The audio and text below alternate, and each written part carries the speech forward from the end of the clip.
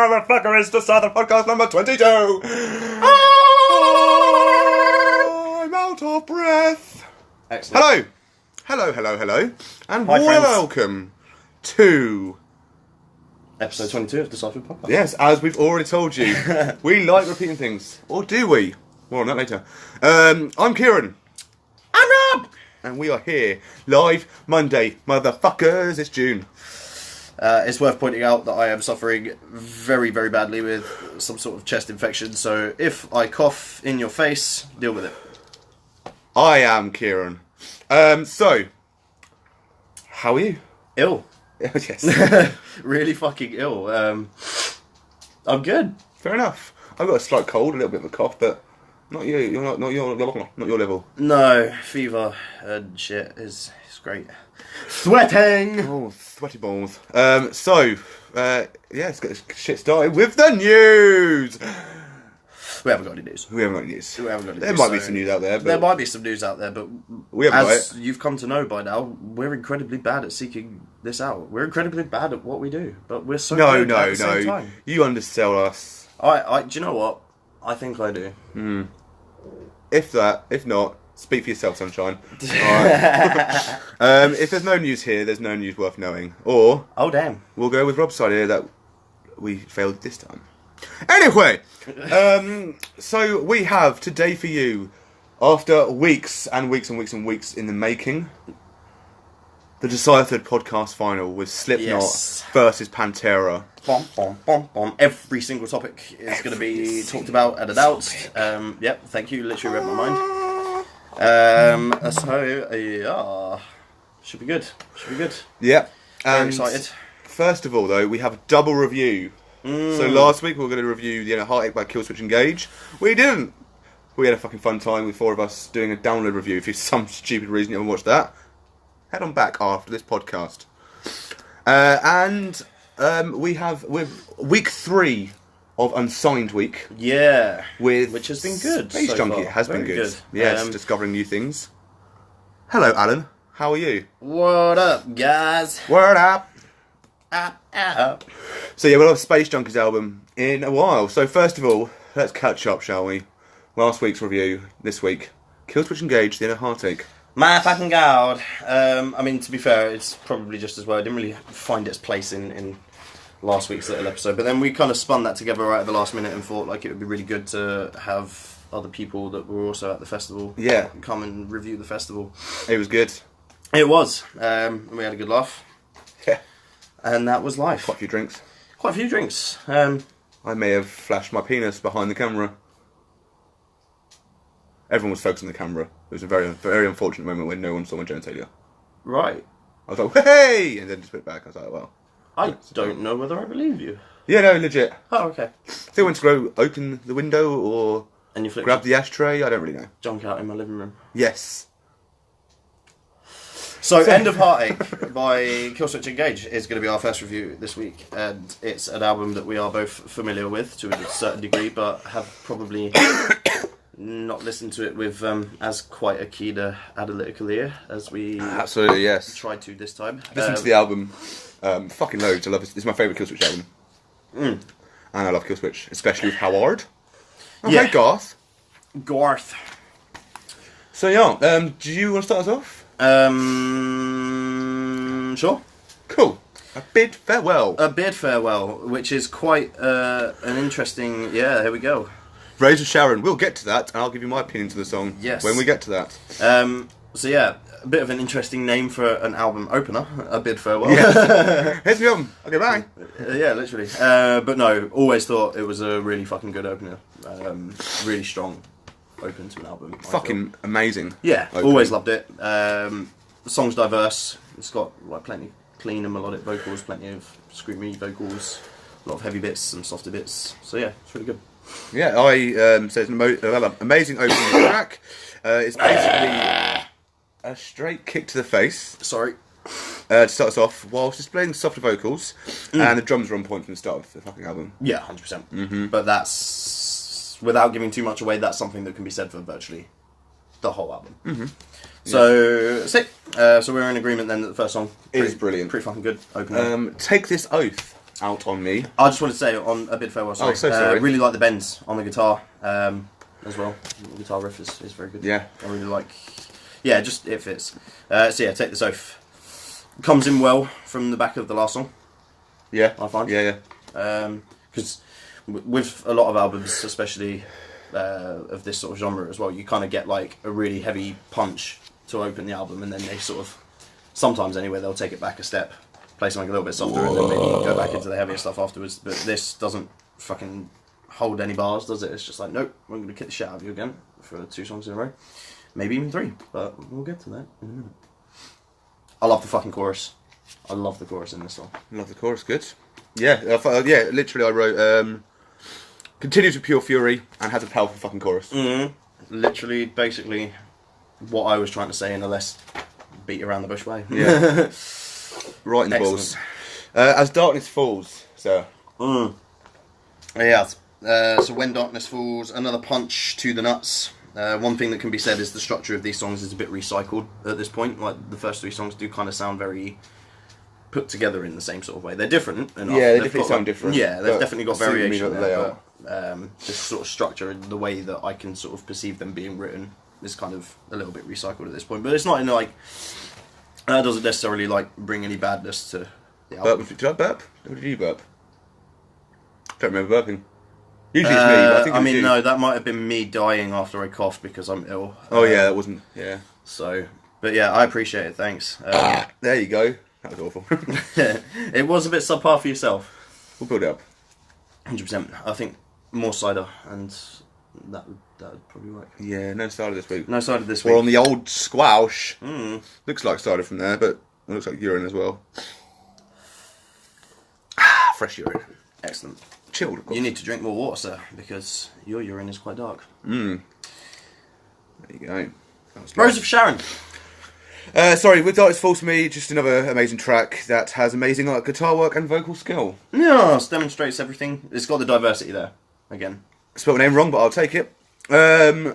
Rose of Sharon. Yes. This song has always been fairly standout for me on the album, just because it's Rose of Sharon. This is my favourite track of any album they've ever done anywhere. Interesting. This is the epitome of my love for Killswitch Engage. Yeah. I mean, for me, it's like, the song actually tells a really painful story, but in a way that's quite relatable. Yeah. So I really like that. I like any song that can sort of do that. Melodics are fucking awesome. When the melodics first come in, because it's like really screamy up until a certain point in the song, and then when the melodics first come in, that's chills right there. Chills right down the spine. Definitely one of my faves. No worries, Anna. In all fairness, I will say this now because again it doesn't really give too much away. There is a clear letdown on the album for me. Not that it's a bad song, and we'll get to that in a minute. But picking a favourite overall is actually, I couldn't do it. Could you not? No. So because there's songs like this and a few others that we'll come across in a minute, and the songs that we've already covered so far as well. Like, those have been like. So I really couldn't pick a favourite. There was one that I found it was quite easy to say, like, well, yeah, if I had to identify a weakness, it'll be that, and we'll get to that. But Rose of Sharon is my favourite, and at the end of this review, I'll try and figure out what my favourite would be if Rose of Sharon wasn't on the album. Okay. Yeah, but it is tough to think on the spot now. Very much so. So for Rose of Sharon, it's best track on the album, easily for me. The intro screaming, the passion in the vocals and lyrics, the instrumental work. It all fits into a blend of perfection. Excellent. Take that, Killswitch Engage. How very well articulated, sir. Yes. I agree those lyrics won't be long, will we again? 100%. Yeah. Chills. Absolute fucking chills. So, we move on to Inhale into Breathe Life. Inhale. So, I inhaled as a single track. It's short, it's soft, it's just a nice little interlude bit. Yeah, it's like, I like it. It's not necessary on the track. Okay. Namesworth, it works perfectly from Inhale to Breathe Life. Yeah. Inhaling and you're breathing life. That's why I decided to sort of list them as one song in here as well, is because the title sort of suggests that they should be. Yeah. It is like, yeah, pretty much. So, a nice break from isn't overly needed, but the track name, yeah, basically what I just said. I remembered it all. I actually really like it, considering that you and I tend to sort of share the same sort of opinion on like interlude songs, in the sense that 9 times out of 10 we can't work out why they're even a thing. There's a couple in this album, and I appreciate them both. Oh, do you? Interesting. Yes, very much so. I almost to the point where I would say the album wouldn't quite work the same for me if they weren't a part of it. We'll get on to that. Yes. Breathe life, mate. For you on. I fucking love Howard's vocals. Yeah. In everything. Yeah, but I mean, the whole song it's just really good. Yeah, Breathe Life. Obviously, I've got a personal attachment to it after falling asleep at download and waking up to it. Yeah. That part was amazing. The fact of Missed Them open with Rose of Sharon was the worst part. But yeah, that would be a kick in the bollocks. It was, yes. So it's softer track. But it is incredible. That is literally what I've written. All needs to be said, in my opinion. Brilliant stuff. So we move on to End of Heartache. Fucking killer. Always, yes, forever. That's literally all I've written. Yeah. Always, yes, forever. End of Heartache, it really... As a namesake track, it's damn good. Yeah, fuck yeah.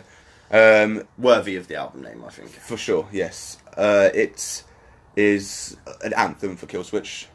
If you ask people to name if you ask people to name a song by them, a lot would go for that. Yeah, it'd either be that, their cover of Holy Diver that they know, or potentially My Curse. Yeah, I was thinking possibly My Curse. But yes, so with Killswitch Engage, the End of Heartache, purely brilliant song. Again, softer, but Howard's vocals suit this perfectly. Simple as. So I don't really need to say much else on that. So we'll go straight on to Declaration, which I'm going to ask you to start on because I was quite intrigued to see what you made of it. Can I please have your phone? Yes. Oh dear God. Right. Wow. So we don't usually do this, but it's on the phone rather than written down.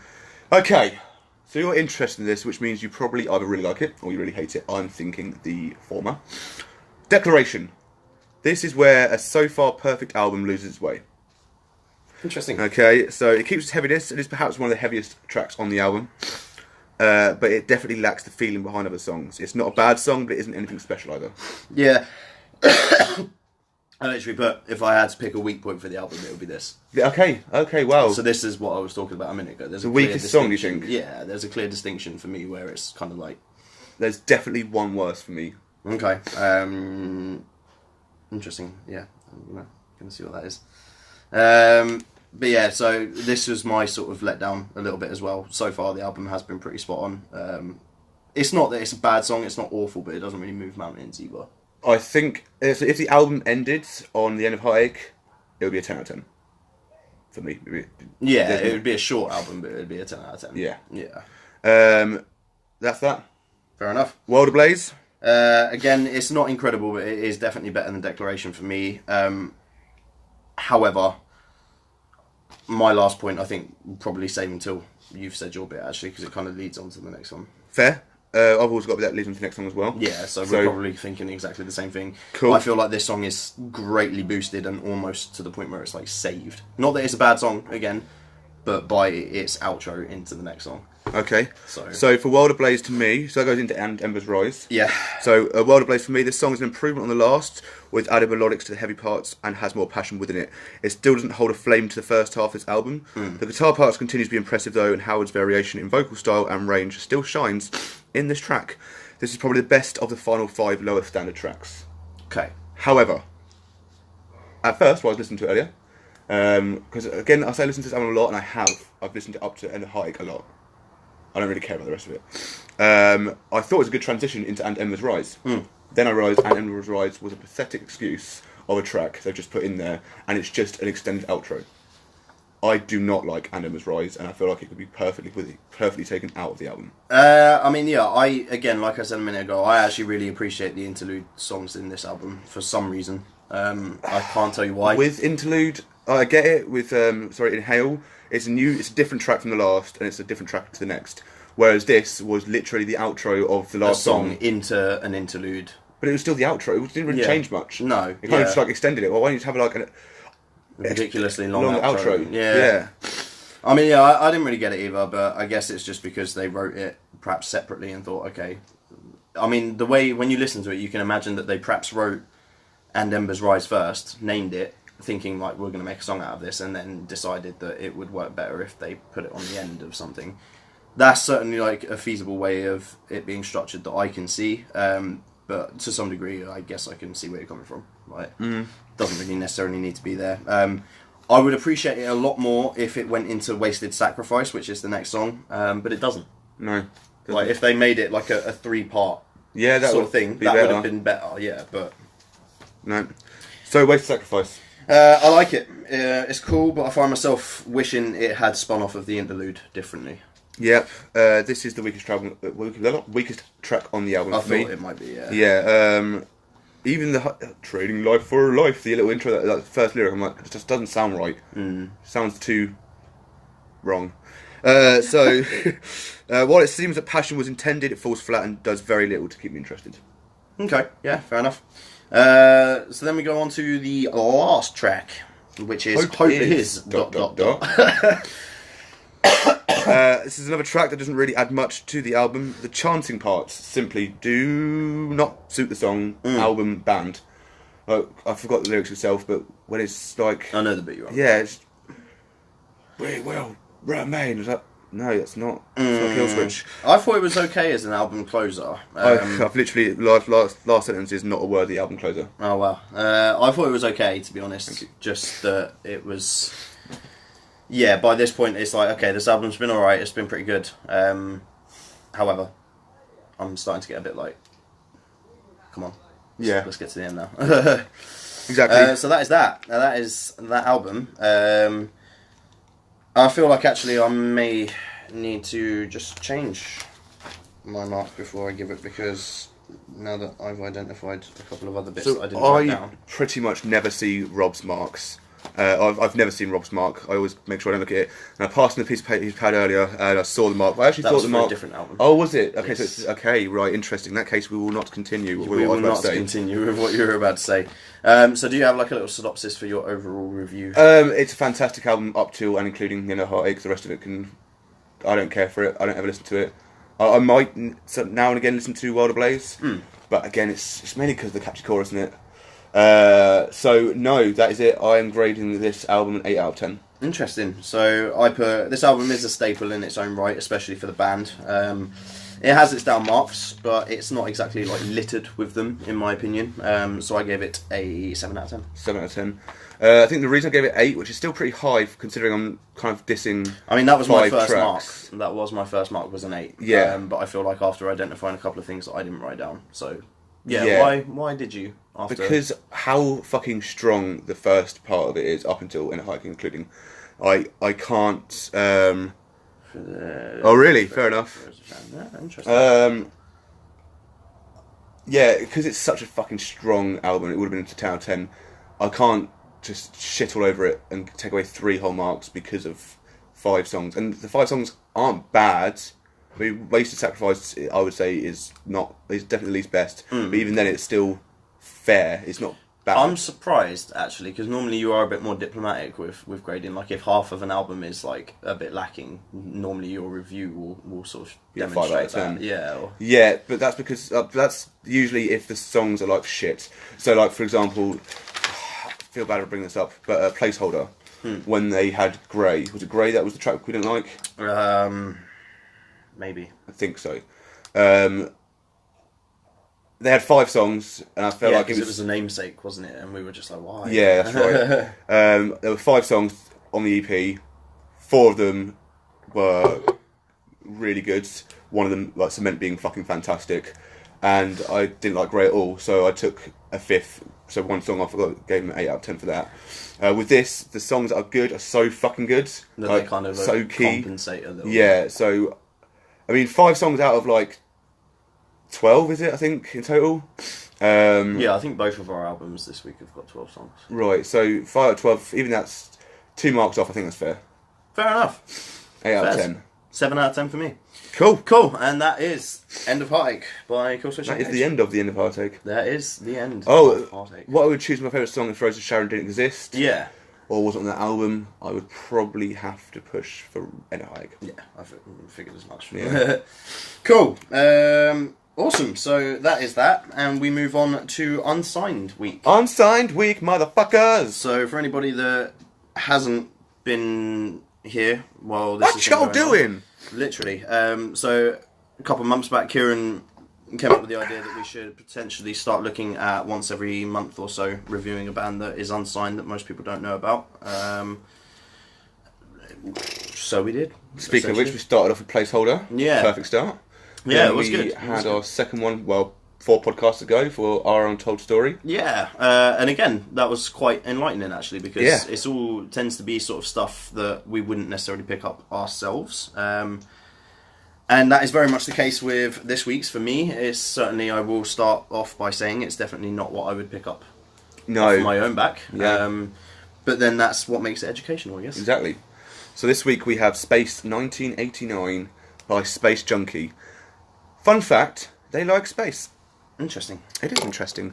Would you like me to start or shall you start this time? Well, you started last time actually. Shall I start? Yeah, I think you should start this time. Actually, no, I want to ask you to start. Or at Okay. least if you can go through the track names, because I accidentally set this album on earlier. I put the first track on and then realised about 5 tracks in I was listening on shuffle. So I don't actually know the order So of tracks. why don't we leave the track listing to me? Yeah. So we're starting off with a peace song number 1.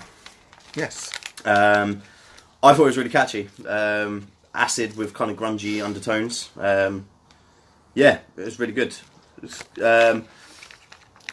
Instantly was met with kind of like the very first time I listened to it was kind of met with this thing, and it's like, okay, this is definitely not what I would normally listen to. So this is going to be good. Like, this is going to be interesting. This is not what I expected from Kaylee. So we have a friend who is a guitarist, drummer. Oh, excellent. And it's her band. So Interestingly Pete? as well, it's worth Oh, hey, knowing Kaylee. for anybody that goes and checks the album out, that the drummer, as we were just mentioning, our friend, has actually only been drumming specifically long enough to be a part of the project. okay, so that's fair. So when you listen to those drums and you think, fuck me, you've only been doing this for a couple of years, Yeah. No, fair play. Definitely. fair enough. Speaking from a drummer's perspective, Yeah. 2 drummers' perspectives. So for a peace song number 1, so let's put it out there straight away, because the first thing I bloody wrote was this band wear their influences on their sleeve Yeah, 100%. proudly. 100%. This song straight away had a Soundgarden / Pearl Jam vibe Interesting. from the start, whilst also being somewhat trippy. Perhaps an Incubus influence to it? Question mark. So essentially, you've picked up on the 2 things that I said there: acid with grungy undertones. Yeah. So very much like, yeah. So that's interesting. Something we've both picked up on, like literally probably within 30-40 seconds Yeah, of the song being on. absolutely, It's yeah. just like, oh, okay, cool. Awesome. So we then go. Is that it? No, it's just it's a catchy song with all right lyrics. Cool. Yeah. All right. Awesome. So we go into a song called "Sleep." Sleep, where is sleep? You're down here. So I really like the guitar and the lyrics.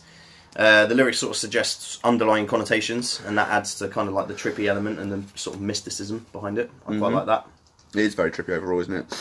So I said it's a slow track which fits well with the flow of the album. The album. Yeah, I'll agree with that. Starts to paint a sort of picture of the kind of thing that they're going for. So, yeah, I was intrigued by this point, but like to say the least, it was kind of 2 songs that sound, different enough, but Work have the together, same. work together well. 100%. So then we go into a song called PRB, which is then also subnamed Purple Flower Song. Yes, the Purple Flower song. So this gives me this specific song gives me a very, very much Nirvana vibe. Yes, 100%. So at this point, it's clear that grunge is a huge influence for this band. Yep. And this is their genre. I feel like, particularly perhaps grunge and bands like Nirvana specifically, because of how it's interesting that you say this song is the only one that you pick up on it from, because I got to the end of this album and was like, okay, so Jackson listens to a lot of Nirvana. Right, yeah. I actually listened to it, but this song more like, whereas the whole album was more Soundgarden, Pearl Jam, which is like the kind of other side of grunge. This was Nirvana-y. Okay. I did say for this song that for me, so I'm going to say this very specifically. Yeah, you go. For me, the instruments are too basic, but that is just my tastes. They suit the musical style well, style very well, in fact. Yeah, and to what I would say in that regard then is that if they were over jazzed, then they wouldn't be the same No, They don't exactly. have the same It sort of wouldn't sound, work, so- but I'm just saying that's... Yeah, that's fair enough. And we review based on skill, and what we listen to. yeah, we have to keep our own taste in it as well. Otherwise, Which is fair to say we're that, shooting like, everything that's not our yeah, taste. this definitely isn't sort of what I would choose to pick off the shelf myself. But started getting quite interested by this sort of point. So for me, I literally put straight away Nirvana vibes Yeah. from the style in which these songs are written. But perhaps it's fair to say like a little bit of like a floatier version of Nirvana. Mm-hmm. Like that's probably the sort of acidy, trippy kind of thing coming in a little bit more. Really catchy. Yeah, really liked it. Cool. We then go into a song called Behind the Valley of the Dolls. Beyond the Valley of the Dolls, sorry. Yes, so as I just mentioned, the instruments are not to my taste, and I started this off with, funny enough, I really appreciate the instruments in this one, but I could and I care less for the vocals. Oh, okay, that's interesting. This was quite a staple song for me, and I suppose actually if I had to choose a favourite, it could potentially very well be this one. Because instantly I got...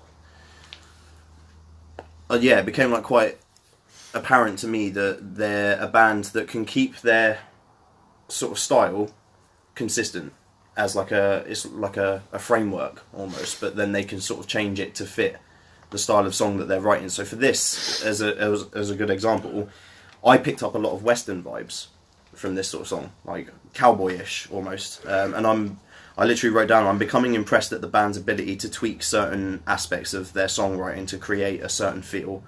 And with this song in particular, I love the drop into the heavier guitar part. There was like a part, for most of the song, it's just kind of like, it's just there in the middle. And then there's one part where the guitar just drops and it's like really comes through the stereo pan really heavy, and it's really good. I love it. So yeah, I would say this is probably my favourite on the album. One little snippet of something I wrote afterwards, so mentioned that I appreciate the instruments more on this one, but care less for the vocals. Yeah. I have, at this point, cited it as the weakest track on the album. Interesting. Does it stay that way? I don't remember. Okay. That's wow. I'll find out as I read along. Fair enough. So yeah, awesome. We then go into the namesake, which is Space 1989. Do you want me to start? Please do. For me, I put the drums are very complimenting of the song. It's catchy, and again, got some sort of Nirvana vibes from the structure and the sort of way the song was written. Yeah, that's cool. That's clear. That's cool. So for That me, was a bad idea. oh, it's nice. For me, we are back on track here. With some pretty deep fucking lyrics. Yeah. We get stoned and blow my brains out. Yeah. Stands out pretty substantially. Yeah. The instrumental work is really good on this one as well. This is my favourite track on the album. Okay, awesome. So a worthy namesake for yourself. Yeah. Then. Excellent. So then we go into Fruity. Fruity motherfucker. I just put, yeah, it's cool. Drums are cool again. It's a shorter song, so I kind of feel like it was just kind of, it's just like a little jam almost. Do you know right, Fruity? Oh, God, maybe it was one I listened to before by accident. Maybe. I remember writing it. But yeah, I mean it's short and it's Fruity, there it is. short. Drums are cool. Drums are quite fast paced. I can see that would probably be like a song that would be quite hard to, where you'd have to stay focused to stay in time and up to scratch and up to beat and stuff with it. But yeah, the drums are really good. Yeah, Like I put it's a quite upbeat track. Shame it was too short. Yeah. So Bone Shaker is the next song. Oh God, that was the second one I listened to. So it's a bit of a departure from the rest of the album for me, but it has really cool elements. Like I like the piano in the background, so there's a bit of piano going through, and then that sort of picks up at the end of the second chorus or something. And there's like a little run over that. I liked that added element. It was really cool. And Pretty- again, it just Pretty killed her. yeah, there you go. She's the drummer. Quick little shout out, as the other bands have. If your band could kindly post this podcast after we finished. Sick. So I've forgotten entirely where I was. Yeah. Again, just sort of demonstrates that they're like a multifaceted band when they want to be. I feel like they can introduce elements of sort of different genres that complement what they do really well. With Bone Shaker for me, I wrote, I'm just not as keen on this track. Nothing really stands out. At the time, I wrote, shame it's this early on in the album because I thought it was the second track, but it's like the 9th track. So Yeah. because you Ignore that. You put it I on shuffled it like a twat. So the Thanks, next bro. song is Spirit, and for me, I liked the tone of it right away. It was really cool. It's a bit of a short song, but it's kind of like mystic, different sort of layers to the vocals and stuff. It was interestingly made. I found that certain songs on the album, I was looking more at the structure and like thought about how they were made as opposed to more of the actual song itself, which could speak volumes of some things, maybe, I don't know, but yeah, certainly liked the way that it was put together. So it's times like this where I hate reviewing Friends stuff. Ooh. It's not the worst. It doesn't do anything for me at all. There's just no variation in the song, to be honest. It just seemed like there's much of the same. So if Friends wants to review them, I'll still say I'm not very close with Kaylee, but she's on Facebook. That's close enough. So it's a hierarchy. If you make my Facebook, you're good enough. That's like the level that Friends are measured by nowadays. So. Well, yeah, but I don't fucking just accept them. But yeah, so every time we see each other, we get on and talk a fair bit. But yeah, we're here to give honest reviews. Yeah, we will always be honest about it, no matter if you're best friend or worst enemy. But yeah, so there's not much variation in this song. Yeah, I mean, I can sort of agree. Even though I get that it has to be sort of somewhat like-minded throughout the album in order for it to sort of fit what they're doing. When you get an album like that, you kind of reach a certain point where even if everything is good, you'll still reach a certain point where it's like, okay, I feel like I've already heard this song, kind of thing. That's always a real risk when you sort of write an album, is that you need to have the right amount of variation there without it sounding like you've just pulled loads of tracks together and made like a disc out of it. Yeah. So that can always be like a difficult thing to nail. I think on the most part though, they get that. So I think, yeah, I feel like perhaps we're feeling different things from this one, because for me I sort of went into it thinking like, well, this isn't what I normally listen to, so this could go either way. That's how I always go into it as well. Yeah. I'll always, again, reiterate the point of, damn. Reinstigate. So Blair. we get into the point of, fuck, I lost my train of thought. The point that was like, yeah, we'll go into this album, and if it's not our thing, we'll still go for it. We did the same with our Untold Story. We still make a point of listening to it, and we are reviewing mainly the skill involved and how the stuff sounds compared to rather than our tastes, but our tastes still incorporate like 30% of it. Yeah. So what's next? We go into a song called Gloom Shroom. Yes. So I really like the guitar part in the middle of this track. Yeah, really sounds acidy. Sick. Yeah. Really acidy, sort of trippy guitar. I love it. The song has really good parts to it. However, the constant repeat of lyrics is getting tiresome.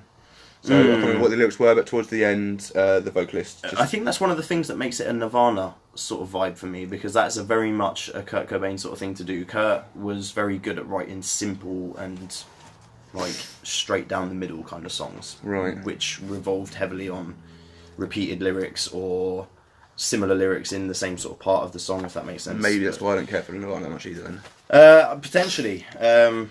But I don't really give them a chance, to be fair. There could be some relevance to that, definitely. But I kind of got that vibe, like I said, throughout a lot of this album. And for me being a really big Nirvana fan, not a problem. But yeah, so I... Oh, excuse me. Really like... No, but really like the guitar. That's really good. This is where I sort of started reaching a point where I was like, okay, a lot of this is...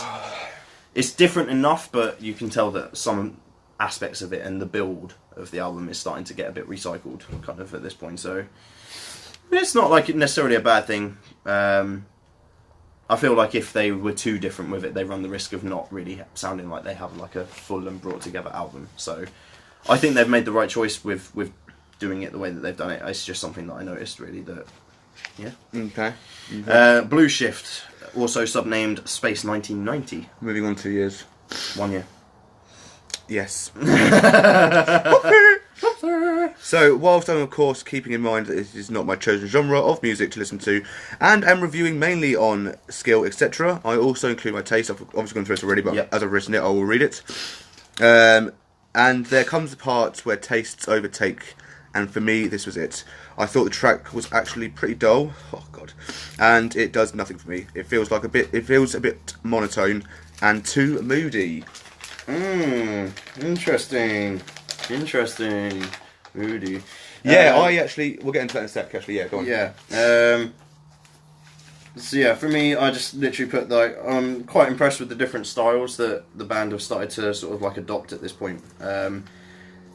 By this point during the album, they'd demonstrated to me enough times that okay, so here's a band that can, like you said, I think you sort of hit the nail on the head perfectly with it. They're a band that can like demonstrate their influences, like wear their influences on their sleeve pretty well. And they're also a band that can sort of showcase different styles and different elements that don't necessarily belong in the genre that they've sort of crafted for themselves, if that makes sense. But that's one of the things that I quite like about it. So there is a lot of different styles adopted throughout. For me, just as a song, it was kind of like I didn't really find myself caught onto it as much as other songs on the album. This, I think, may be my weakest actually. Okay, this is the weakest on the album. Fair enough. But yeah, again, nothing sort of particularly bad with it. Just for whatever reason, didn't find myself as glued to it as the rest of it. Which by this point, and it is worth saying as well, in light of being honest about it, because that's what we're doing. I did go into this album thinking like I'm probably not really going to get on with much of this then because it's not what I listen to. By this point, I was really pleasantly surprised, and it's kind of really made me think like I'm glad that we do this. I really am glad that we do this because this is a band that I wouldn't have chosen to listen to off my own back. Yeah, no, I'm always happy to find more music, which is always good. So I ended that with it feels a bit monotone and too moody. Yes. Now so the next track. The next track is Moody, literally called Moody. But when I wrote that, there was no pun intended because Moody was like the third track I listened to because it came on shuffle. So I just wrote it. I was like, oh, what's the next track? Ah, that's really fucking funny. So yeah. You want me to go? Go for it, sir. Reminds me slightly of early Foo Fighters, actually, with some certain aspects of the vocal style and just the sort of structure of the song, the sound of the song. So yeah, I thought that was pretty cool. I'd say it's a good track. It's really catchy. Yeah, really good. Superjunk is the album close. Super Junkie. Just Superjunk. Is it? Yeah. You sure? Yep. 100%. 100%. By the way, Space Junkie, Superjunk. Who sang that then? Kaylee, if it wasn't Jackson. Jackson being the normal vocalist for those that don't know. I didn't know that actually, so that's really, definitely tell us Super about that. Junk or Super Junkie, wherever it is. Apart from repetition of lyrics, this is a good end track with good work on the instruments all round. Yeah. Pretty done. good, pretty strong close. It's got longevity to it, which it kind of makes me feel like the message behind that is that this is just the start. I feel like the band are just getting started, and that's kind of whether or not it was intentional is anyone's guess. But for me, when you've got like a long sort of outro to an album like that, it's like okay, they're not done. They'll be back. They'll be back soon. So I quite like that. It's encouraging. It makes me feel like that then they're only just getting started. And that is the album. That is the album. So, synopsis, The voices are very similar. Who is it? Oh, Jackson's best friend and co-founder of the band, Mark Morris. Interesting. Who's no longer in the band, apparently. Return of the Mac. So, end review. I'll go first. Yeah, go for it. Because I feel like we need to end on a good note on this album review. Yeah, and I feel like I'm definitely going to give it a higher mark than you. Yes. So, I started off being a fan of the vocals, whilst not being too keen on the instrumentals. About halfway through, it completely swapped over, where I got really tired of the vocals, and the instruments were coming more to light. It's not for me for the most part, but I can tell the skill is there, and the fact that I can hear those influences so well says good things about the band. I wouldn't listen to this album again. Okay. Any of it, but I would. You've piqued my interest enough to say I think this could be very interesting live. So if you're ever playing a gig and I'm not busy, which these days with my new job, I believe that I'm going to one as soon as possible. Lovely. Yeah, but with my new job of working fucking every evening pretty much, apart from Mondays. Stop farting, bro. Oh, sorry. Well, I'm sorry. So yeah, live I'll be interested. I have given this an album. Well, let's say because I'm stuck between two as per usual. Right. So Okay, if you read out your thing and then give your thing last. So it is worth pointing out that this definitely isn't the sort of thing that I would have reached off the shelf for. However, solidly impressed for their current status as a band. I obviously know a bit about the making of said album and how much of it was very much down to them. Yes. They kind of did everything, which is cool. So yeah, I think they're just getting started. I can safely say, without giving too much away, that we will be seeing more of them very soon. I don't know how much I'm allowed to give away, so I'm not going to give it away. We'll talk about the podcast then. Potentially. Journalistic fucking views, sir. Oh, I've got something to tell you as well, actually. I actually have as well. Alright, fair But that enough. I definitely cannot say on the podcast. Right, okay. It's definitely Fantastic. a big thing for a local band that maybe have just started, featuring a band member from an old band that we like. Very, very, very interesting. Yes. Hashtag Opia. No, I know what you're talking about. I know who Opia are. Oh, anyway, right, okay. No, opium. yeah, Opia. Oh, yes, drugs. Yeah, Let's do drugs. 100%. Okay, cool. Say So that one. yeah, I'm quite impressed, to be honest. Like I said, I went in with a little bit of an apprehensive kind of, don't know how I'm going to feel about it. I was pleasantly surprised enough to say that, yeah, it was good. I originally... Wait, hold your mark. Let's finish your mark last. Yeah, alright. Right. My mark. It's stuck between two numbers. If I have a 0.5, which we don't do on this podcast, I would. I'm going to go for the higher out of the two. I'm going to do a 5 out of 10. Fair enough. That is definitely a lot lower than mine. So I originally started off with a 7. I then listened to the album again and thought, yeah, okay, 7's actually quite reasonable. But then I started listening to Beyond the Valley of the Dolls more, to the point where I have added that to a couple of my own playlists. Ooh. So that's obviously a really good sign, and for that reason I gave it an extra mark. So I have given Space 1989 by Space Junkie a 8 out of 10. 8 out of 10. 8 and 5. Honestly, really, really fucking surprised. I went into it thinking, like, I'll probably enjoy a few songs. I'll probably be able to listen to it with a really good analytical ear and pick out things that I like and pick out things that I don't like. But actually, it started getting to a point where it was like, I actually really quite like it.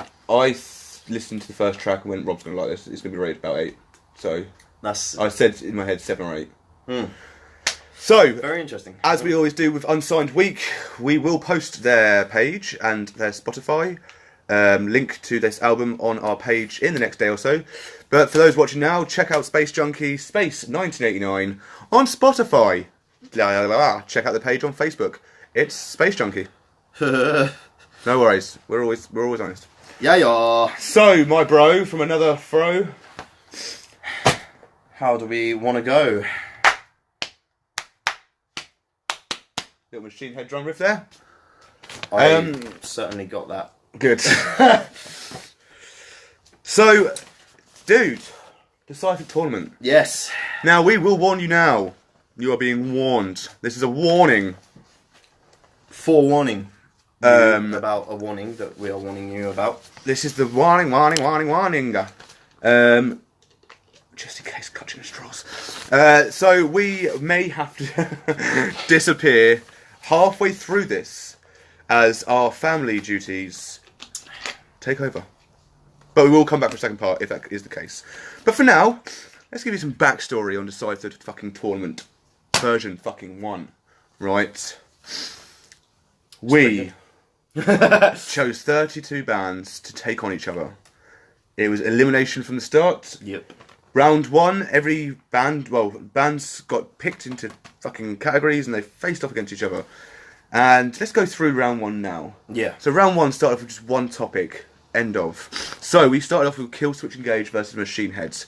Machine Head won on drummer. Which is really quite interesting that we're now reviewing a Killswitch album. Yes, and I just happened to do a Machine Head drum fill. Yeah, without that's thinking.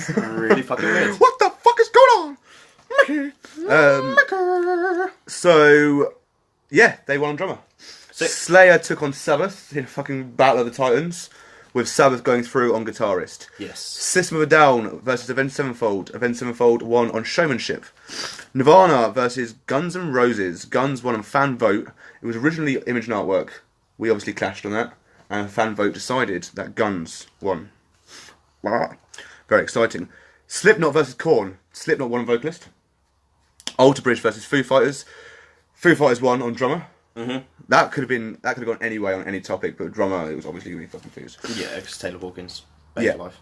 Amazing. Metallica took on Deftones, with Metallica winning on current relevance. No surprise there. Nope. Rage Against the Machine, unfortunately, disgustingly beat Motorhead on live show. Yeah. AC/DC took on Rammstein, with Rammstein winning on image and artwork. Marilyn Manson took on one of our favourites, Bullet for My Valentine. But Manson took the win on fan base, which is fair. My Chemical Romance took on Five Finger Death Punch, with MCR winning on fan vote. It was originally... Okay. Well, it says here it was a tie on best album, but it's got live show in brackets. So it was either live show or best album. I don't fucking know. Fan vote either way got MCR through. Day to Remember took on Disturbed, with Day to Remember winning on fan vote. It was originally... Was that not because the fan vote was also drawn, so we picked one yes. out? We picked That's a right. random topic out of the thing. Yes, so fan vote tie. So it was live show which tied. This is MCR versus Five Finger Death Punch. Live show was a tie between us. We gave the fans the option to vote. They voted, and it was like 5-5 or something like that. So we moved on to a second one where we just kind of shot one out and sprang it out like that. And that was best album, which MCR went through on. A Day to Remember versus Disturbed, with A Day to Remember winning on fan vote, originally discography, which we clashed on. Red Hot Chili Peppers versus Cradle of Filth, with Red Hot Chili Peppers winning on current relevance.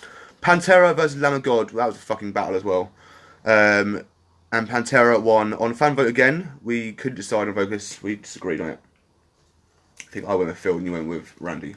Stone Sour versus Iron Maiden. Maiden won on image and artwork. And then Trivium and Linkin Quite Park. rightfully so. Yeah, Trivium and Linkin Park to finish us off, and the Trivium won on drummer. Yes. Who I recently started as the Ascendancy drummer, was my top 3 drummers. Yeah, and to be honest, again, quite rightfully so. So we moved on Fuck, to... it feels like it was only yesterday. Crazy, isn't it? It is. So we moved on to round 2, and we'll go through round 2 and then continue from there on afterwards. So round 2, Machine Head took on Sabbath, with Sabbath winning. Now this point has 2 topics. So Machine Head won drummer, Sabbath won showmanship, Sabbath won on fan vote. Guns N' Roses versus Avenged Sevenfold. Avenged Sevenfold won with album was Guns N' Roses, vocalist was Avenged Sevenfold, and it went to fan vote, Mr. Cooling. Slipknot versus Foo Fighters. Slipknot won. With vocalist, it was a tie. We couldn't decide on that one. And fan base, it was a tie as well. We couldn't decide on that one. Oh shit. So we failed to get any points for the bands. It went straight to fan vote. Slipknot went through. Metallica versus Rage Against the Machine. Metallica won. Drummer was for Rage Against the Machine. I was surprised. And showmanship was Metallica, so it went to a fan vote with Metallica winning. Rammstein versus Manson. The album actually came to a tie. We couldn't decide on that. But discography went to Manson. Yeah. Yeah. So, Yet. My Chem versus Day to Remember. My Chem won. Current relevance was a tie, but best guitarist was My Chemical Romance. Red Hot Chili Peppers versus Pantera, with Pantera winning. It was image and artwork. Red Hot Chili Peppers got that. Vocalist was Pantera. Went to a fan vote. Pantera went through. And finally, for round 2, Maiden versus Trivium, with Maiden winning, fan base Maiden, and showmanship Maiden. Excellent. So we'll go through the matches of round 3, but I won't give you the results because we haven't written them down. So check out our past podcast to find out how they won. But Sabbath versus A7X. A7X won. I believe that was a fan vote, but don't quote me on it. Slipknot versus Metallica. Slipknot won. Manson versus MCR. MCR won. And Pantera versus Maiden. Maiden won. And in the semis, we had Avenged Sevenfold versus Slipknot, where Slipknot went through. And Pantera versus MCR, where Pantera went through. Let's get where we are now. Now, we did have an extra fucking special bonus one for third place, MCR versus Avenged, where Avenged... Shat all over MCR. They did. Quite So, we are here. Final one. 10 topics, all of them in our mouth. Regurgitating glory. There you go. Amazing. Yeah. Regurgitating glory. Yeah. Perfect. I think that's the one. Think so? Yeah. I know. For a specific reason I like that, but we'll go into that after the podcast. Okay, yeah. So, goodbye paperwork, you've been fun. So, However. here we are. It's the end of an era. It's It the really end is. of version 1 of the tournament. It's it's scary. It's madness. So we have asked everyone. So usually beforehand, we'll just ask you for your favourite band and you'd vote for that. We asked people to vote on every single topic of this one because it's just the 2 bands. So, my good friend Rob, Are we starting for already? the final time of this podcast. Unless you want to take a break now. No. No? No. I want to get going. First topic of the final. Well, who was it first anyways? Pantera or Slipknot? Slipknot, is it? Slipknot first. So, our first topic is discography. Discography. Cool, so I'm going to remember that mine came out first. Cool. Discography of Slipknot. Wowzers. So, also, just briefly, we discussed, before, like, when we got like duplicates of ones we've done before for a band, we'll discuss it briefly. As it's the final, we're discussing all of these in depth. Yes. Oh, my bum is numb. So, discography for Slipknot we've been over in previous podcasts. It's mostly okay. Starts off very well and declines from there. So, you got your self-titled, fantastic album. Yep, amazing. That's all, folks. Iowa, Which, fucking incredible. Yep, is also fucking amazing. Volume 3, the Subliminal Verses, my personal favourite.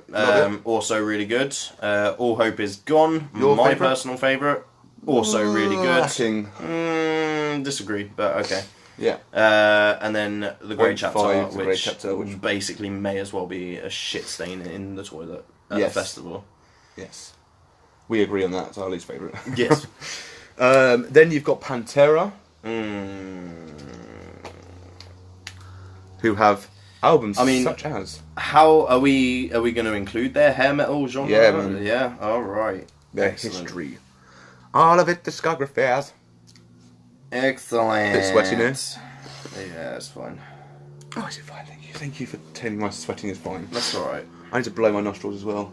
That's not good because I don't have any tissue. Oh, pet. Oh no! Pass your armpit over here. No. No, I wouldn't want to blow my nose in there anyway. Good. Right, so we start with Cowboys from Hell. Is that their first album? That's the first album that's on Spotify. They did have one beforehand. The Great Southern Trendkill. Okay, so why is that 2016? That's just really stupid. That is weird. So yeah, they've got their hair metal thing anyway, which meh. I've only ever listened to once just for the sake. I haven't even listened to it. Okay, it's worth it just for the sake of hearing what they were like before Phil. Yeah. But that's literally all I've listened to it for, was for shits and giggles mostly. So for me, I'm not going to comment too much on that. So we've got the likes of Cowboys from Hell, Vulgar Display, Far Beyond Driven, Great Southern Trendkill is before that, which again they've got their dates so wrong on here. Reinventing the Steel. And Cosmo. that is it. Yep. So, oh shit! I dropped my Rizzler. Really strong discography, Really particularly fucking for strong. me. Cowboys from Hell and Vulgar Display of I'm Power. going to write this down because I'm going to forget the fucking answers to this. Yeah. I think for me though, there's just by the sheer numbers, there's a clear winner for me on discography. So let's discuss them. So sorry. First of all, yes, discuss Slipknot. So we went over what albums they have. So the first 3 albums are solid as fuck. Yeah, The really. fourth album is good. The songs that are good on it are fucking amazing, but the songs that aren't are forgetful. Okay, for me, yeah, the first 4 albums are really good. And the Great Chapter is a piece of shit. Yeah, that's pretty much it. So in that sense, very easy for me because actually, in terms of Pantera, the only 2 albums that I would say I'm familiar enough with are Vulgar Display and Cowboys from Hell. Okay, so for me, I like Slipknot more than Pantera, Yeah. but they're discography for Pantera is fucking amazing. And It's a staple in its own right, isn't it? It's like... every album has some killer songs in it. Yeah. And I can't say I've listened to enough to say bad about it, but to my knowledge, they haven't released a shit album. No. Whereas Slipknot have definitely done that. Yeah. Sorry, sir, I just used your Rizzler. Did you? I just dropped That's my fine. filter. Whereas... Oh my god, that was so good. Yes, Pantera haven't, in my opinion. And I guess you've got to bring the hair metal into it as well. I mean, was it good for what it was or not? I mean, I know it wasn't overly popular. No. I don't really know because it's not my genre. Yeah, that's quite difficult to say. It certainly wasn't like Whitesnake level, put it that way. Okay. But it is worth knowing that they were popular underground when they started. Right. Like, Okay. their hair metal little phase was quite popular for what it was. Just not on like a commercial level. So Okay, fair. I suppose in that sense, yeah, it's fair to say that they were decent enough to garner popularity before they became like a metal band. Fair enough. So, yeah, for me, Pantera haven't released a bad album. But I find Slipknot's albums better, yet they've released a subpar album and an awful album. Do you have a winner? Yes. Go for it. My vote for discography is Pantera. Interesting. My vote for discography is going to be Slipknot. Okay. So we have 0 marks so far. Fan vote. Are we doing it for every topic? Yeah. Fuck me. Right. Okay. Where is the pulsar? Where's the... Oh, can you pass the usher over? It will be the pinned one. So top of the top post. La la la la la la la la la. That one. Yes. Yes! Further comments.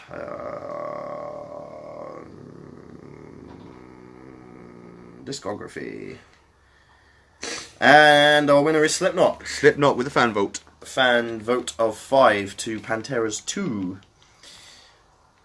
Interesting. So that is discography for Slipknot and Pantera, discussed in detail and chosen by the fans. Chosen by the fans. You. I mean, we've even got on the odd chance that we've got a draw at the end, like it's 5-5 on these topics. I still got everyone to vote for their favourite band as well, but I gave my trust to our loyal fans that they would vote for each topic fairly, not to go, I love Slipknot more, I'm going to Slipknot on every single one. Because I love Slipknot more, and I just vote for Pantera. Be a normal person. Be diplomatic, y'all. Brah! So my first pick is gonna be this. We're gonna discuss the fan base. That's gonna be a fucking big one. That is gonna be a fucking big one. Fan base. Shit. Yes. Okay, so fan base for Slipknot. Intense. It's a cult. It is massively. To the point where they successfully started their own festival and blew it out of the fucking park. Yeah. In its first year. Madness. Real madness. And I think as well is that you've got to remember they've got their cult, they've got that kind of side of it, but they've also got the Slipknot circus side of it as well that comes from Knotfest, which is like all of the people that follow them for just the way that they are as a band. Yeah. Which I suppose does kind of come under the cult thing as well. Is it fair to say that Pantera also had a bit of a cult following in the day, or? I would say it's less culty. It's just as strong though. Do you really think just as strong? They've got a fucking hardcore fan base. They do, but... So do Slipknot. No, I think Pantera's fan base is fucking massive, and still to this day, Pantera till they die. Yeah, but it's Slipknot till they die. And before we like pushed a point, I think it was with Slipknot that I genuinely feel like some fans would fucking die for Slipknot, and I mean literally. I think that's the same with Pantera. Yeah, I don't put it past me that if there was a fan that was in a position to have got in the way, even the fucking Damage Plan gig. It wouldn't have shocked me if like that was going to happen, that assailant was going to take a gun to the people on stage and a fan jumped in the way. That wouldn't shock me to have heard if that was the case. So I think it's fair to say that they've got diehard fans for both. Yeah, I guess when you say Pantera have got fans that die for them. They've also got fans that would kill for them. Yeah. Which is kind of shit. But I am. It's fucking. I've. Have you got a pick? Yeah. I think I have. And I want to push that it's like 48-52 on this. It's like Brexit. But this is a better choice. Who are you going for? I am going to have to say Slipknot again. I'm going to say Slipknot too. Yeah, okay, so Slipknot have 1 point. Well, actually, no, they have 2 2 points yeah. because we're doing everything now. Oh my god. Oh my shit. Oh my shit-tacky mushrooms. So, good sir. Is it my go? It's your go. I'm going to go for this little plucky doozy right here. Slipknot versus Pantera on Drummer. Mate. I mean, we're still going to discuss it, but for me, this is an easy one. Yeah, really, really, really fucking easy. So you've got Jay Weinberg and Joey Jordison versus Vinnie Paul. Yeah. I stick with Slipknot first, even though I was going to go the other way around. Joey's fucking incredible. He's my favourite drummer alive at the moment. Yep. I think, yeah. Yeah. And Jay's Jay's fucking great too. Okay. It's worth pointing out just randomly that especially after seeing them live for the first time the other week, I think Brooks has become one of my favourite drummers alive. Yeah, Brooks is up there. Yeah, he's fucking great. Yeah, he's fucking sick. He's really fucking sick. I wondered if he'd be able to dazzle as much live, and he did. So that's really interesting. To the point where Joey has potentially now started sharing that slot for me. Yeah. Brooks is. That's why. Before you I was consider like, it a little bit. Before I was like, yeah, Joe's my favourite drummer alive. The more I think about it, the more I see him live. I like Brooks. He's touching. He's edging there. He's teasing. He's putting the next couple of inches in. It's not just the tip anymore. It's not the tip anymore. But getting a little bit wildly off topic, in a really grim way. Yes. Joey is still one of the best drummers ever. Yeah. And that is going to be hard to beat, especially considering that Vinny is a completely different style. He is a different style drummer, but the bands are eerily similar. Like, They are. They're different parts of metal, but they're still heavy as fuck metal. Yeah. And with that said, Vinnie Paul is great at what he does. he's very good at like riding the rhythm straight down the middle, which is all you need for a really heavy hitting song. But he's not overly technical. He No, doesn't really you do a don't great deal. go to Pantera and think of the drums. No, not at all. Slipknot, you do. Yeah, 100%. So Slipknot. Slipknot. It's probably 3-0 to Slipknot. Yep. Next up, we have live show. So, as mentioned before, if you haven't seen the podcast before, go and watch it. But with live show, neither of us have seen Pantera. Have you seen Slipknot? Yes. Yeah. So we're going to go based on what we would expect from a Pantera show as well. We can't just go, oh, I haven't seen Pantera, Slipknot win. Slipknot is chaos at a live show. It's brutal, it's fucking fantastic. It is, yeah. They always perform good live. Even I've never been so happy to be put down on my arse about 6 or 7 times in a show. Granted, I was in a lot of fucking pain afterwards, but it was worth it. Being from roller show, you get less in your arse, but you still get a lot of pushing, especially shit in your face as well. Yeah, especially seeing as like in 2013 when I did see Slipknot, I was in the front pits at first, and it literally was a case of they came on stage and started playing the first song, and within a second I was. Yeah, it's madness. It's crazy. It's fucking crazy. Yeah, a lot of fun. Yep. So. They do perform well live, generally speaking. Yeah. 2013, there were a couple of members that I thought weren't really throwing their weight around, but then they've been through a lot as a band. That was Download 2013 when it was Yeah. my least favourite show, and I've seen them 6 times or 7 times now. And they've been through a lot as a band. Yeah. So you can tell. So I will point out, the live show, we're doing a tournament, Emma. We are doing a tournament, we're in the final of it. It's been going on for how many weeks now? Fucking lots of them. Fucking lots of weeks. Lots of fucking weeks. So, with Pantera versus Slipknot, and we're doing 10 topics. We're currently on live show. Slipknot beat. So far, we've had discography, fan base, and drummer, and Slipknot have won all 3. And we are going to continue that way, really. Oh, actually, we'll do it after live show. I want to check out the fan vote for every single one, even if it doesn't go to fan vote. So, yeah, that's that. Join us for the ride. When I was with Slipknot for live show, their live show is what's probably kept me as a fan through parts where I wasn't keen on their music. That's so, fair. like, with Bullet touring soon, I fucking love Bullet, but their new album's shite, and I'm not going to bother going to the tour. Right? With Slipknot, they You would released still go and 0.5, see them. and I still went and saw them on that tour because I Yeah. knew they were going to blow my mind still. Yeah.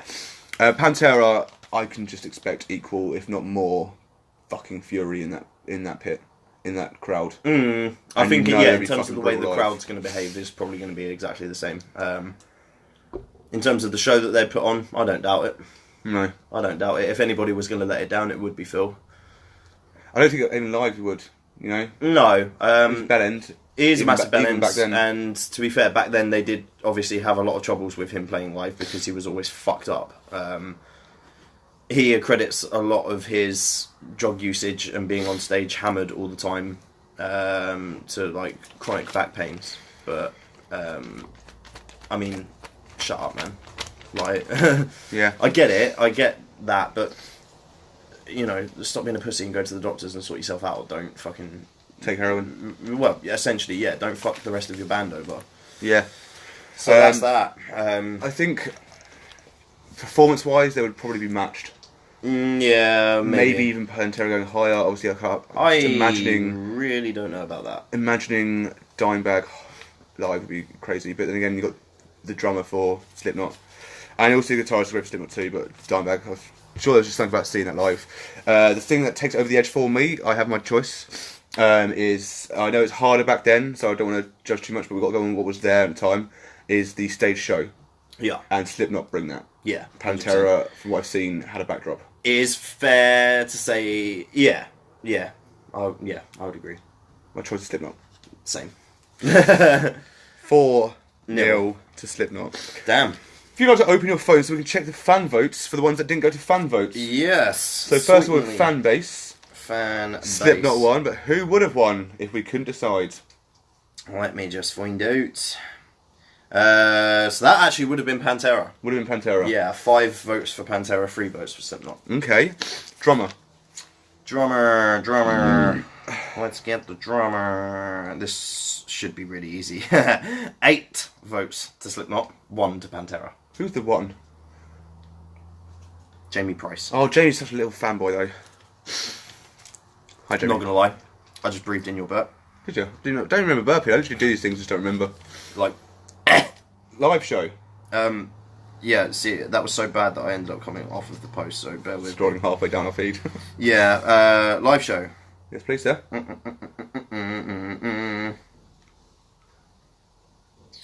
No new vote for Slipknot. Wow, 7-0 for Slipknot. 7-0. There you for live go. show. So there you have it. So if it was all down to fans, it would be 3-1. Yeah. So we're doing alright. Next topic. I believe it's my turn to pick. Is it? Yeah, it is. Is it? Did we just talk about drummer? No, we just talk about live show. Oh, you are bloody right. I do apologise. Bloody bastard,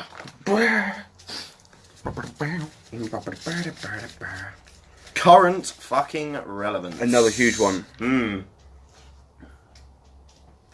Difficult, actually, because despite everything, Pantera still are really wildly relevant. Yeah. Let's talk about Slipknot. Yeah. So despite releasing a stain of an album, Their they've still got... fan base is still huge. And I'm not talking about fan base too much because we spoke about it already. But current relevance, they're still...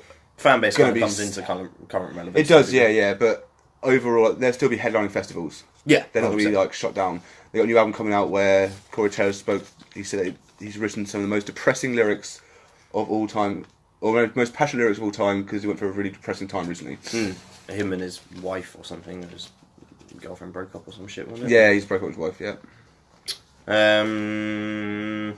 Mad. Nice. Yeah. So the relevance is still huge, and they will still be headlining festivals. Their fans still adore them. Yeah, 100%. I mean, if they're... So he's getting ready to release another album with Slipknot. Yeah. So we Next can year, imagine, hopefully. yeah, there's a good chance that they'll be headlining some festivals next My year. prediction for download next year, if anyone cares, is Slipknot, dependent on album, Metallica, no matter what, and What makes you say Metallica no matter what, just out of interest? because they haven't done a festival run since they released a new album. Interesting. Unless they want to do arenas first, then do festivals, and They've done that's arenas. coming up. And my third one is unfortunately the scum that is Bring the Horizon, dependent on a new album. So just out of curiosity then, do we think that that would be potentially Bring Me for the Friday headlines, Saturday would be Slipknot and Sunday would be Metallica? I think so. Interesting. We will see. Maybe, just maybe, swap Metallica and Slipknot around. Slipknot on a Sunday. Yeah, just I think Metallica might want that Saturday slot. I mean, all three headlines for Download are equal. They are three headliners, but a lot of people see Saturday as the day. Interesting. Yeah. I would say Friday's the day, to be honest, but that's just me. Wonder why. So Pantera current relevance is still fucking monumental as well. Yeah, I mean, considering the band haven't existed for 20 odd years or so, near enough. Yeah, pretty much. Still really fucking good. If they were around, I believe there'd be headline festivals. Yeah, 100%. When I asked, someone asked Andy Copping about it, it may have even been me that asked him. I think it was, and he replied to it. Andy Copping, the guy that runs and books Download, for those that don't know, he said Pantera wouldn't be a headline band. What? And people were just like, what the fuck is wrong with you? Like, I don't usually disagree with Andy Copping. I actually assess what he does quite a lot, and I watch and evaluate, because I've done booking before.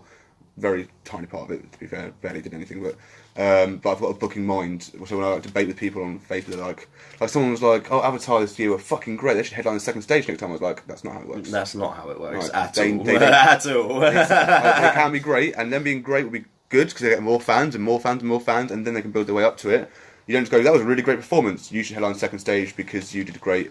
No. You did one great performance. No, they'll prove themselves maybe once or twice more at Download, a few times with other slots Yeah, on the bill or- before Andy will even look at putting them on Yeah. second stage headline. Like, Or album sales. His biggest things are album sales and live shows sales. If they can sell out arenas, you're probably going to headline Download. If you can get to number one, that's usually a quick fire way to Second stage, getting easy. to headline. MCR got headline performance after number one at for Welcome to for the Black Parade. Avenged got number one, and they also can sell out arenas though. eventually Hell's just the a King. fucking brilliant headline. Yeah, they're probably the best band in the world. Maybe not probably, just definitely. So yeah, current relevance for Pantera is still huge. I would say if I was booking them, they would be fucking headlining easily. They would make fucking money. Yeah, I disagree with Andy on that. Yeah. However, do you have a choice? Yeah, I think Slipknot. It has has to to be. It's, shit, this is going a really certain way. It's 5-0. So Slipknot need unless one more to win this tournament So yeah, unless Pantera bring it back, and draw the tournament. but we already know that there are some topics that are just probably not gonna. I can't even think. I know. I can think. The only thing I can think of now is guitarist. I think I know who's going to win that. But it might go down to favourite. So who does this fan vote for? Current relevance would have been Slipknot again with 5-2. 5-2. Next up, my young people, friendly Friendly people, friendly bears. image and artwork. Interesting. Yeah, it is interesting, isn't it? So, the Cypher tournament was great. Image and artwork for Slipknot. So let's go first in with the easiest part of their image. It's the masks and shit. They've changed it every album. They look fucking brilliant, and they suit always the look album entirely. brilliant. Yeah, and they've got that part of their craft down to a T. Yeah, absolutely. Artwork, all that kind of shit, like with the goats and the weird stuff and the satanic stuff that isn't always satanic, but yeah. Some of it's actually like closer to other religions than anything else, but alright. Yes, but you've got. I'm trying to think of album covers and stuff like that, but my mind's going blank. So you've obviously got the self-titled, which is just them in their masks and boiler suits, which is basic but suits it. Yep, I mean, you've got their logo, which is the 9-point star. Yeah. And that looks fucking great. Yeah, 100%. What? Just laughing at what's the impending. Yeah, well, yeah. 3 topics in, I was like, I think I know who's winning this. I mean, it is fair to say with some things with Pantera, though. I mean, Vulgar Display of Power. Oh, mate, iconic. That cover is fucking iconic as shit. So, Cowboys from Hell doesn't really have like a memorable cover as such, but it is still. Yeah, it's still like. I see plenty of people wearing the shirt still to this day. for example. So it obviously does still have like its relevance there, but I'm just clutching at straws. I'm clutching at straws. It is definitely Unfortunately, iconic. image and artwork for me goes straight to Slipknot because they've got that. That's part of their craft. That's part It's of what their they thing. are. It is, yeah. It's part of them as a band, and because they embrace that particular aspect so much, there's no way in hell any other band's really going to swag it. Your fucking decided tournament winners are Slipknot. Yeah, We're still going to finish it off, We are still going to finish it off. but Slipknot have won thus far with 6-0. So there is, at this point, there is no way for Pantera to level the tournament. No. But we will continue just as normal. Probably very quickly now. That's what I would charge her. Well, yeah, but it's fine. But I'm going to need to head out soon anyways, no doubt. So, Slipknot have bagged the win, but we will continue. If you could please pass the box. That was the most simplistic shake ever. Brilliant. I love it. Simplistic's a very polite way of putting it. It was fucking pathetic. Uh, Charger is in.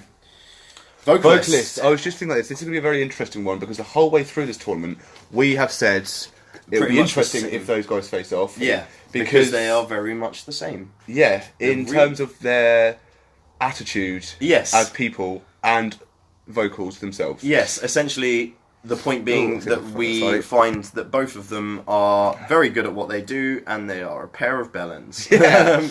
So, Slipknot, Corey Taylor's a fucking fantastic vocalist. He's brilliant. He's got diversity. Yes, the variation of vocal Yeah, range he's got is I mean, amazing. range, different styles of vocal to the point where he can even rap really successfully.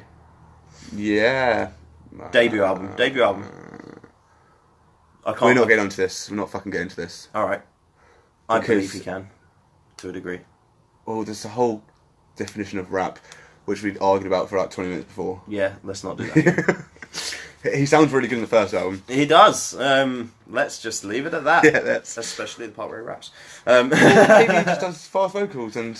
Which is essentially what rap is. But rap, yeah, we're not getting into this shit again. 'Cause Right, okay, Your suit mum will yourself. be at work till fucking Thursday.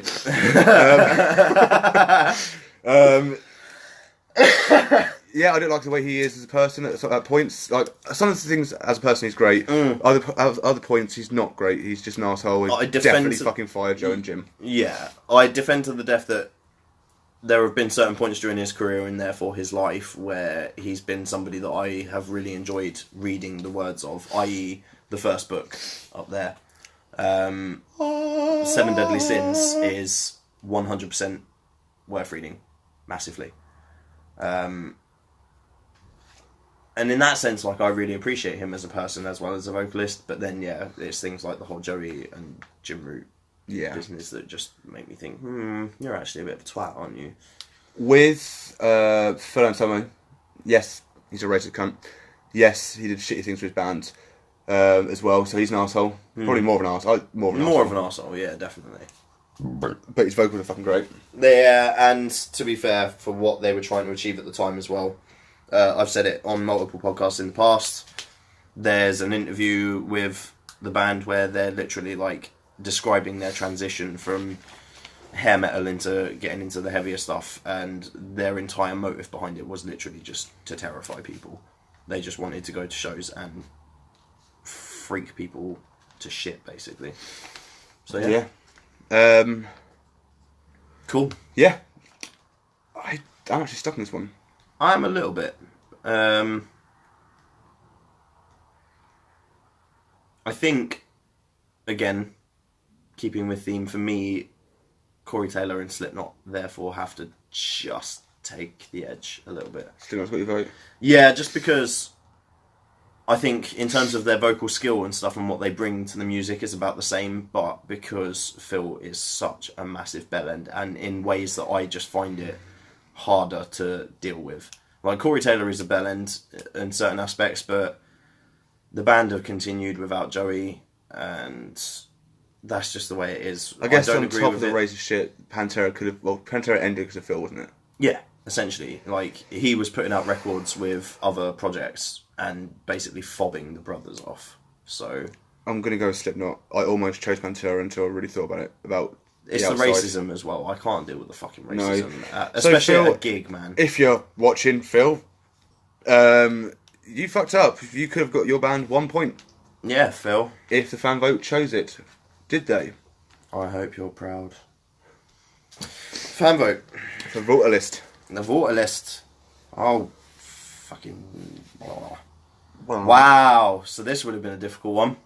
If I had said Slipknot and you had said Pantera, which was very nearly the case, and Yeah. it would have gone to fan vote, which was 4-4. 4-4. So we would have picked a random topic. No, because we're doing all topics.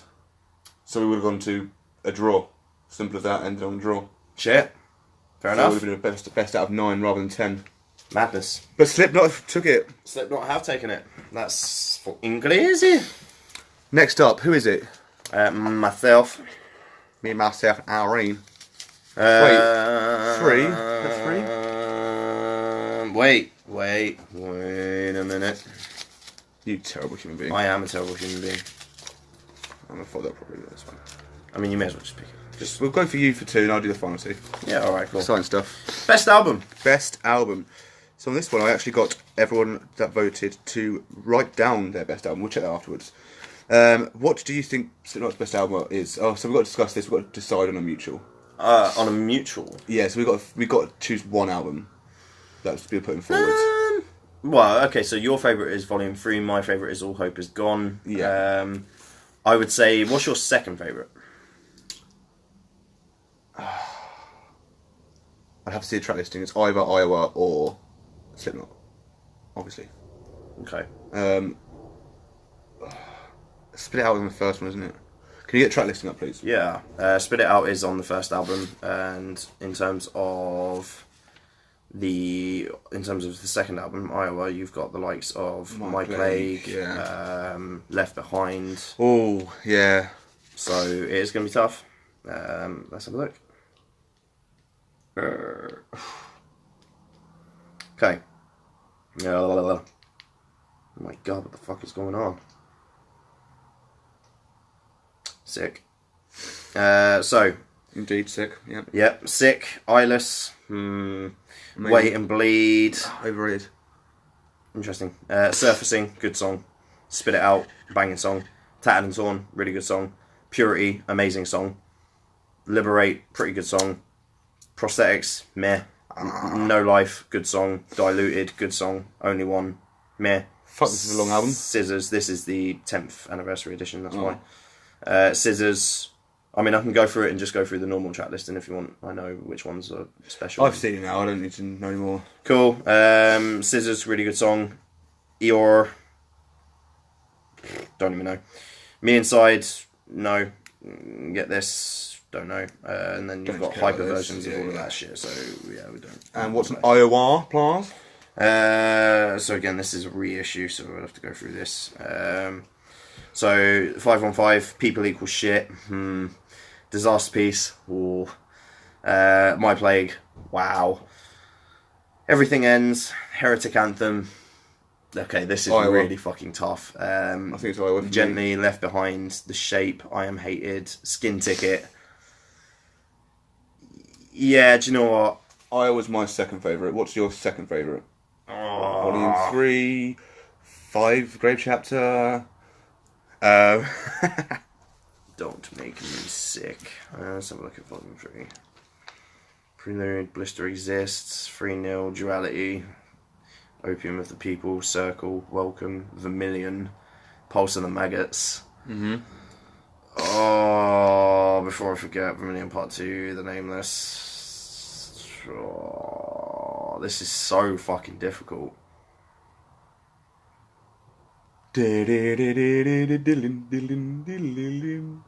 Iowa. Iowa's your second favourite. We'll go with Iowa. We're gonna have to. So Iowa versus Pantera with what fucking one is it? It's the opener with 3 tracks. I think it's Vulgar. Vulgar Display, is it? I think you're thinking of Vulgar. Which is Mouth for War, A New Level, Walk. Yeah. This love. But you've also got Fucking Hostile, This Love, Rise, No Good, Live in a Hole, Regular People, By Demons Be Driven, and Hollow. That's my choice. Walking This Love are my favourites on the album for sure. A New Level is good. Fucking love New Level. Just out of curiosity, what would your second choice be? Cowboys. Cowboys from Hell, which has got Cowboys from Hell, Primal Concrete Sledge, Psycho Holiday, Hearsay, or Here's whatever, Cemetery Gates, Heresy. Thank you. Can't read. Domination, Shattered, Clash with Reality, Medicine Man, Message in Blood, The Sleep. What The song Art of Far Shame. Beyond Driven? All the Great Southern Trendkill. Strength Beyond Strength, Becoming. Oh, I'm broken, man. Yeah. Such a cheering, man. I'm broken. No, for me, I don't know what my second favourite would be. Probably, What's your favourite? definitely Vulgar Display. Right, okay. I think that's probably mine. We'll go for Vulgar Display. So Vulgar Display versus Iowa. Yeah. I mean, again, it's pretty simple for me. You think so? Yeah, there's only a handful of songs off of Vulgar Display that I would like, that I've got on my own playlists, whereas a large chunk of the album of Iowa is on dotted around some of my playlists. So No. Can you open Iowa again? Apologies.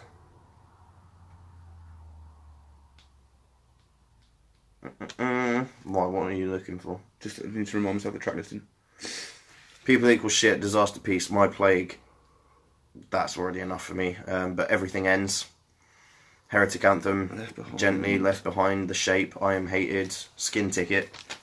So we'll discuss them. Looking at that has made my choice for me. I think Iowa's great. Yeah, fucking it's a fantastic fucking second album. Pinnacle album. There are My Plague, fucking Left Behind is one of their best tracks of all time. Fucking love it. Thoughts on that album?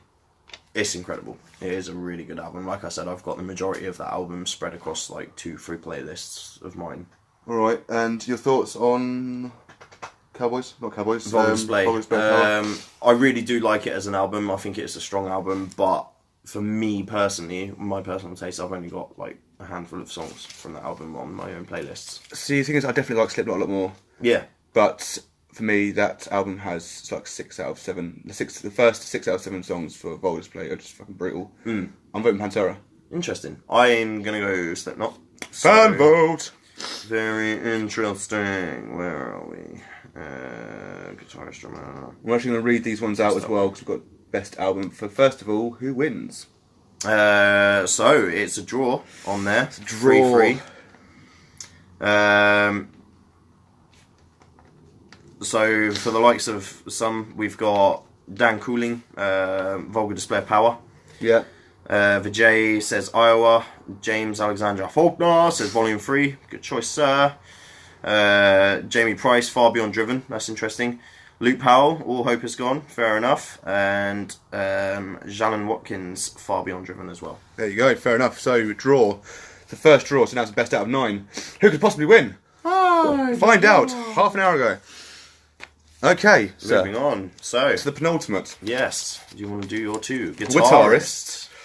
For me, this is a fairly easy one. I love guitarists on both sides. Yeah. Slipknot, Jim Root, and Incredible guitarist. Seven. Mick Thompson. Mick Thompson, thank you. Both fantastic at their work. Yeah. Jim Root's one of my favourite guitarists of all time. Jim Root is an incredibly talented lead guitarist. Yes, he is. I prefer Jim Root to Dimebag Darrell. I'll say that now. For my tastes of guitar work, I prefer Jim Root. Okay. However, we'll get onto Dimebag in a sec. Yeah. Okay. His Jim Root's work the whole time. Again, Mick Thompson is fantastic as well, but Jim Root takes the bullet for me. So, anything you want to say more about Slipknot? No, they're both really good. Really, really good guitarists, and they're both perfect for the band. Yep. Cool. For Pantera, Dimebag is fucking incredible. He's one of the best guitarists that ever lived. Yeah. Really. So when I say, well, I'll say that at the end actually, but yeah, his work is fantastic. Obviously, he's died, which obviously Sucks. devastating and very Major unfortunate. nuts. But yeah, he was fantastic at what he did. Yeah, massively. To the point where, I mean, he was still really nervous. He got like stage fright quite a bit. I think Which is I've so mentioned weird, this. man. Yeah, you have. Yeah, it's so weird. He used to get drunk before every show just to get up on stage, but he would still play like an absolute fucking machine. Boist! Yeah, fair. And his technical ability is better than Jim in some ways. So that's what I was going with. So have you got a pick? Yeah. So have I. So Jim Root's my favourite guitarist out of the two. Dimebag is a better guitarist out of the two. Just because someone's your favourite doesn't mean they're the best. I mean, my favourite drummer is obviously the best of all time, the Rev. So I'll throw that in there for a little fucking value. So I am picking Pantera. So am I. They got a fucking one! Oh, I know, right? Imagine we picked that first. We'd be like, oh my god, who's going to win? No. So, guitarist. Dimebag wins a point for Pantera. Yeah, 100%, and quite rightfully so. I agree fully. Quite rightfully so. Let's have a wee looky at what the fans would have gone for. Yeah, so lots of people are obviously in agreement. 1 vote for Slipknot, 8 for Pantera. Yeah, no, fair. So that is 100%. Who's the fair. one? I'm guessing Faulkner. What, for Slipknot? Yeah. Yes. Faulkner. Oh, Faulkner. And the final of the final is showmanship. To confirm showmanship, Rob. Yes. Showmanship. All right, let's just get on with it. We've been over this like 5 episodes. Showmanship for Slipknot. Yeah, they've got it. They've definitely got it. They've had shows where it's been like missing, and it's made a major difference in how they play. Yeah, definitely. So they are a band that kind of need that thriving to when they're the 9 together as one, then they're unstoppable. But like you say, there's put a crack into that, and it they shows a lot. and they need that showmanship with each other. How they are backstage, people. I hear Corey Taylor's really fucking nice. Someone I know actually knows him pretty well now. Lucky bitch. And yeah, that's my mate Kate Brooks. Okay. How does she know Corey Taylor? I don't know how it started, but they went out for dinner and shit a few times in London when he was here. Like, Wow. It's popping out for dinner with Corey Taylor. I'm sorry, man. Alrighty then. That'll be me and Shadows one day, I'm just saying. But yeah, so... I need to get closer to Zaki V. Anyway, Literally. enough homoerotica for one day.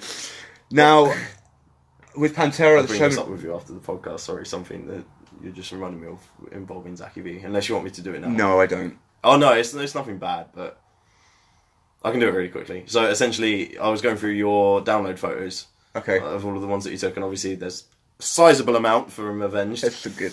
Yeah, there's a good couple of 100 photos there.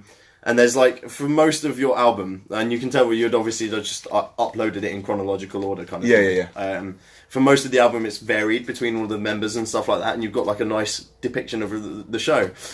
And then you get to A Little Piece of Heaven, and there's like fucking 20 pictures of Zaki in a row, where you've obviously just had a bit of a moment where you're like, aww. I'm not like that. Oh, isn't that nice? Look at Zaki there. I will... Anthem. Not that I'm defending myself, because I'm fully in agreement with that amazing fact you just given me. But where we were stood, that's where Zaki's mic stand was. So and also there's a load of good shots with the screen in the background. And it's Zaki fucking B. So yeah, no shame at all. Bummed. Yes, not literally. So You sound so disappointed. I'm not deaf. Oh, hi Tish. Anyway, definitely not. You totally would swing for Zaki B. I wouldn't. See if people say this. I wouldn't. No, he's the best looking out of them. You've definitely told me that you would before. No, I'm supposed to looking out of them, and if I'd had to bone them, I'd choose Zaki. But I'm not attracted to Zaki due to the fact, as far as I can tell, he has male genitalia. I don't like male genitalia. Fair enough. No, it's a bit too much from what I was expecting. Anywho, so showmanship. Yeah, We've Pantera. established that Slipknot need that there. Yeah, but they have it the vast majority of the time. Pantera, we can't really say much, but they were tight as a band at a point, I'm sure, but it fell apart. It did, and again, Phil and his drug use and stuff really did start making problems for the band before they split up. So, well, I say split up before they went on hiatus, that it eventually led to them never playing together again. Yeah. I kind of feel like whereas the band probably did have really strong showmanship when they began, you know, before their tenure as a band was over, they'd lost that. Yeah. Slipknot. Slipknot. So Slipknot win the final round And indeed the tournament by a fucking clean mile. Yes, so that's making that the end result. It was it's out of 9, so it's 8-1-1. So Slipknot 8, Pantera 1, draw 1. If you can get the fan vote up for showmanship, please. Yes, sir. And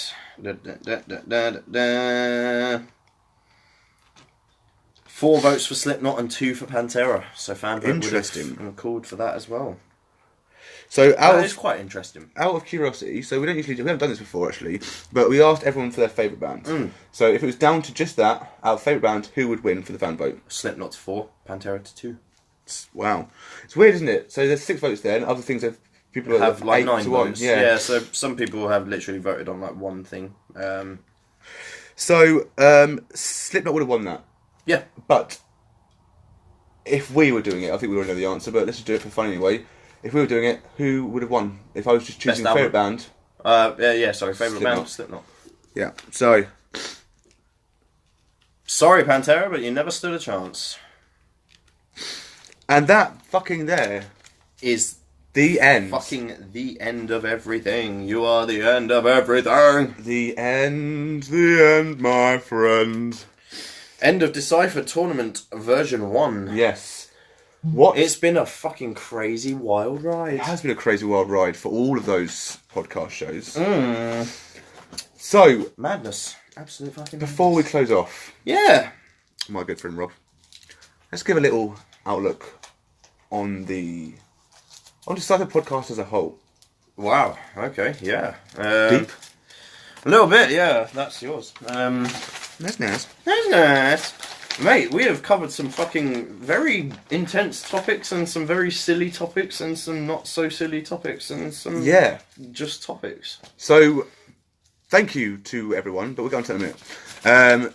Over the 21 podcasts thus far, so not including this one live now, we've had 2,219 minutes and 2 seconds of podcast material. Oh my god! That is over 21 episodes and 2 bonus episodes with the Decipher tournament picking and us to download. That is almost as many hours as I work a week. That is over 37 hours a week. No, I don't know about your hours, sorry. That's over 37 hours of what we've done so far. Yeah. Yeah, there you go. We've covered multiple topics of sexism. That was definitely our biggest. Yeah, over 1,000 views. Thank you internally for that. We gave our festival lineups of what we'd choose, 10 bands. We gave it the alternative of a shitfest, the worst bands we could possibly choose. We chose our top albums of the century. Yep. We said we'd never do that again. Who knows? We fucking interviewed each other just a mere few weeks ago with Kieran versus Rob and Rob versus Kieran. Even though the title suggests that we were pitted against each other, I actually feel like we were very informative. And yeah, very good. It was educational. I learned things about Kieran that I did not know. No. Girth. And bye, Girth. Yeah. So we've come pretty far in 22 weeks. Yeah. Well, 22 episodes has definitely been more than that with weeks, but 22 episodes. Started back on the 13th of December. Crazy, man. 2017. Half a fucking year. Yeah. It's mad. It's literally mad. That is a bit nuts, actually, when you put it like that. Yeah. That's 6 months. That is 6 months. Feels like a good time. Yeah. Thanks for joining us. Bye-bye.